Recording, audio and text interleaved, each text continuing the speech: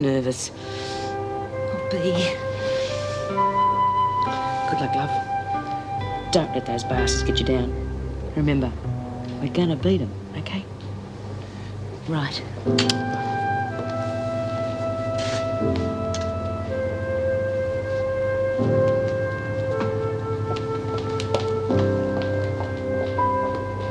Looks like we're gonna have to advertise for a new cellmate.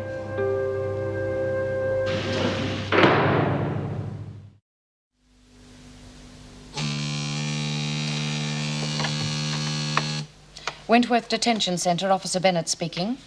Could I speak to the Deputy Governor, Jim Fletcher, please? Mr. Fletcher's in another wing at the moment. Can I take a message? Ted Rogers is my name. I was hoping to meet Jim for a drink after work. Could you tell me what time he finishes? Not until tonight. He's working a double shift. Can I get him to call you back? Oh, no, don't bother. I'll catch up with him tomorrow. Thanks very much for your trouble. Fletcher won't be back till late tonight. We're doing it tonight. Tonight, Jim Fletcher gets his. Things have changed. The police have questioned me about Fletcher's wife. And you fooled them completely. They don't suspect you. They don't even think you're interested in your wife, let alone in Jim Fletcher. Did they give your diary back? Yes. Well, there you go. You're in the clear, aren't you? And I tell you what, if somebody had pinched my wife and was betting her, I'd want to do more to get rid of him than just pay money. Well, so do I, but... But you haven't got the guts. I've got the guts. Don't you worry about that. Well, deliver the package. There's no danger. He won't be there.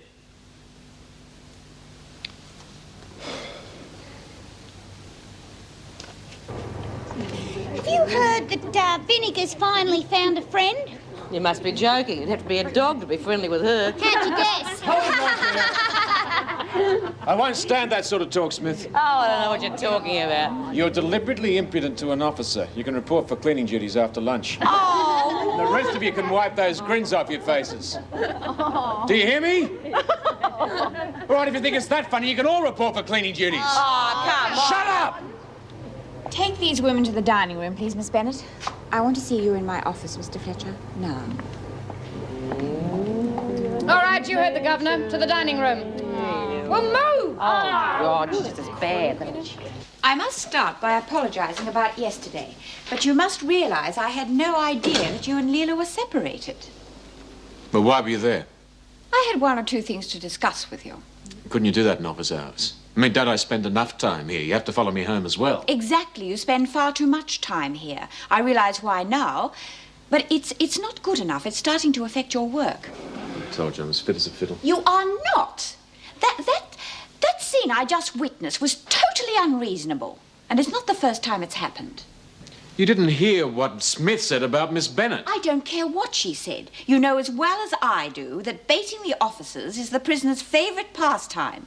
Anyway, Miss Bennett seemed to ignore it. I don't think she heard it. Besides, it was a matter of judgment. Your judgment is impaired. Jim, you're tired. I want you to finish your shift now, go home and get some sleep. You need it. Am I being relieved of my duties? Of course not. You've worked your shift. You're entitled to go home, which is exactly what you're going to do. Well, what about my orders on the cleaning duties? I suppose I'm going to lose credibility as well. I'll see that they are carried out. But I should be there to supervise it. It will not be necessary. Jim, I am not asking you. I'm telling you. Go home.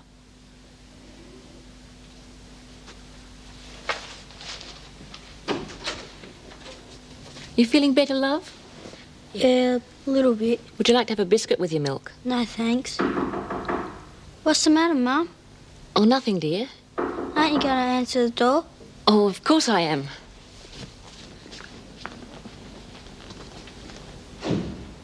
Oh, Julie, it's you. Come in.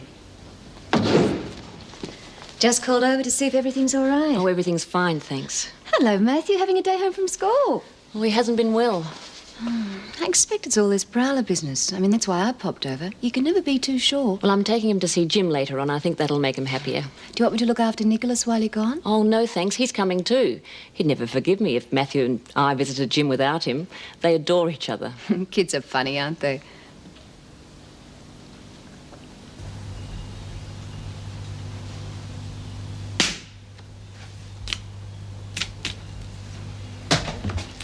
Afternoon, Mr. Fletcher. Lovely day. Yeah, email? No, there's none for you. Anything else we can do for you? Yes, just make sure I'm not disturbed, will you? Pardon? I'm very tired. I'm going to my room to sleep. Can you make sure that I'm not disturbed? Yeah, righto.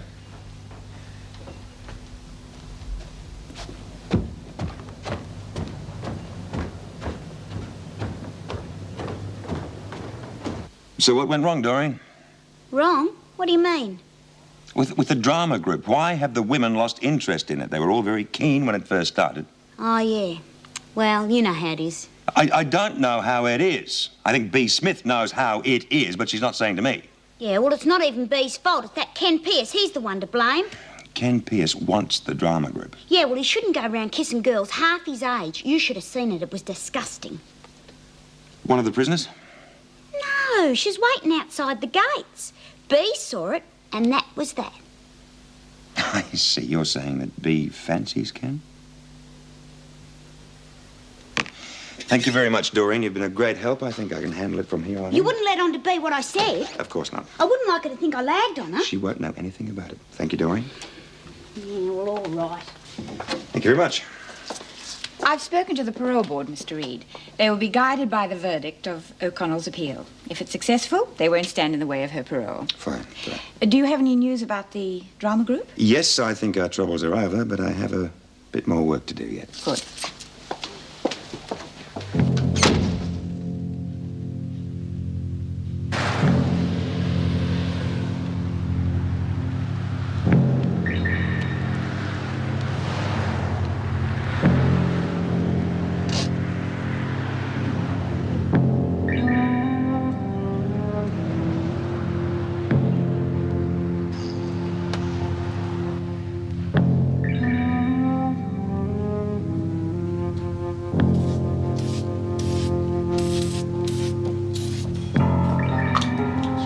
Yes, sir. I was asked to deliver a parcel to Mr. Jim Fletcher. I understand he's still at work, but my instructions were to see the parcel delivered to his room. Well, Mr. Fletcher is in, sir. Look, he gave strict instructions not to be disturbed. Oh.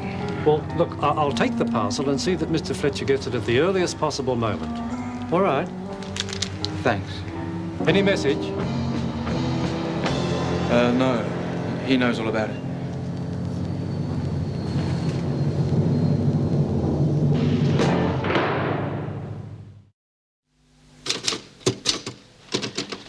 Oh, look, I won't be able to file those just yet, Mrs. Davidson. I'm still trying to work out the roster. Oh, don't worry, I'll do it. Look, it's almost impossible to work out this roster. I'm beginning to wish that Mr. Fletcher was here, tired or not.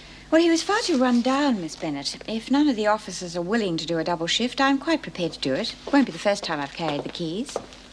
Oh, Mr. Pierce, I didn't know you were coming in today. Paul Reed asked me to come over. I believe there's been some trouble. Oh, you could say that, but I think it's all sorted out now. If you'd like to sign on, Miss Bennett will escort you to Mr. Reed's office.